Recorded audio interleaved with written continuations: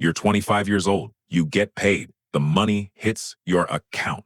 And within a few days, it's gone. Not because you're lazy, not because you're bad with money, but because no one ever sat you down and said, here's what you should actually have figured out by now. You see people online talking about investing, crypto, side hustles, early retirement, and you're sitting there thinking, I'm just trying to pay rent and not screw this up. If that feels uncomfortably accurate, yeah, this video is for you. Introduction.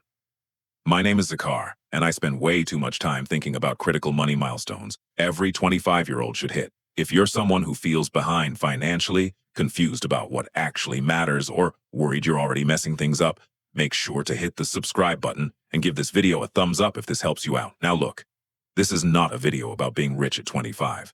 That idea is mostly nonsense. This is about being positioned correctly. Because what you do between 20 and 30 quietly decides how hard or easy the rest of your financial life becomes. The biggest lie about your 20s. Here's the thing. Society tells you your 20s are for figuring it out, which sounds comforting, but it also becomes an excuse to drift. Most people assume they'll get serious about money later, more income later, better habits later, smarter decisions later. Here's what most people don't realize. Later gets very expensive.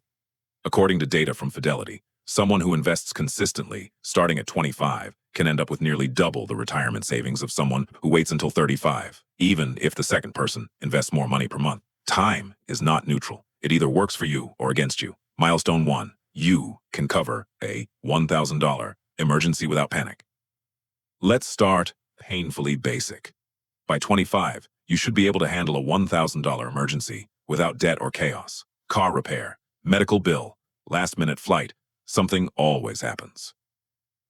According to a Federal Reserve report, nearly 40% of adults can't cover a $400 emergency without borrowing or selling something. That's not a personal failure. That's a system problem, but it's also a warning. If you don't have this buffer, every inconvenience becomes a crisis. Action step. Open a separate savings account, automate small transfers. Even $25 per week gets you there in less than a year. This isn't about returns. It's about control. Milestone 2. You know where your money actually goes. Now you might be thinking, I know my money goes to rent, food, and bills.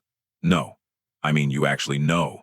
Most people wildly underestimate how much they spend on small things. Coffee, food delivery, subscriptions, random purchases that don't feel like spending. Studies from behavioral economists show that people underestimate discretionary spending by 20 to 30%. That gap is where your future disappears. Action step.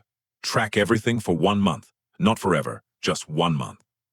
Awareness alone changes behavior. Milestone 3. You are not living on credit. Here's where I get slightly frustrated. Credit cards are not evil, but carrying balances into your late 20s is a quiet disaster. The average credit card interest rate is over 20%. That means if you carry a $5,000 balance, you're paying about $1,000 a year. Just to stand still. That's not convenience, that's a leak. Here's the psychology. Debt feels normal when everyone around you has it, but normal is expensive. Action step. Stop adding new debt. Pay more than the minimum. Attack the highest interest balance first. Progress matters more than perfection. Milestone 4. You have 1 month of expenses saved. This is where it gets really interesting. 1 month of expenses changes how you think. It gives you leverage. You can say no. You can breathe. You can make better decisions. If your monthly expenses are $2,500, your goal is simple. Save $2,500, not invested, not optimized, just available. This buffer reduces stress, improves decision-making, and lowers impulsive spending. That's not opinion. That's backed by behavioral research. Milestone 5. You are investing something. Even if it's small now, you might be thinking, I don't make enough to invest yet. Here's the truth. You don't invest when it's comfortable. You invest to make it comfortable later. Let's do simple math. If you invest $200 a month starting at 25 and earn an average of 7%, you end up with around $525,000 by 65. If you wait until 35 and invest $300 a month, you end up with less. Same lifetime effort, worse result. That's the cost of waiting. Action step. Open a basic investment account, index funds, automatic contributions. Keep it boring. Milestone 6. You understand your income is your biggest asset. Most 25-year-olds obsess over investing and ignore income growth. That's backwards. Your ability to earn money matters more than any stock pick. According to the Bureau of Labor Statistics, workers who switch jobs strategically in their 20s often see income increases of 10 to 20% compared to those who stay put without leverage. Action step. Learn skills that compound. Communication. Technical ability, problem solving. These raise your ceiling. Milestone 7. You're not trying to impress anyone with money. This one is emotional. Spending to impress people who aren't paying your bills is one of the fastest ways to stay broke. Cars, clothes, lifestyle upgrades, all before the foundation exists. Here's what most people don't realize. Wealth looks boring early on. Quiet progress beats loud spending every time. Action step. Define your own version of success. Spend intentionally, not emotionally. Milestone 8. You have a simple financial system. You don't need complexity. You need consistency. Money comes in, it gets divided. Bills, savings, investing, spending. When money has a job, it behaves. Action step. Automate everything you can. Remove willpower from the equation. Milestone 9. You can explain compound interest to someone else. If you can't explain it simply, you don't understand it deeply. Compound growth is the engine behind every long-term success story.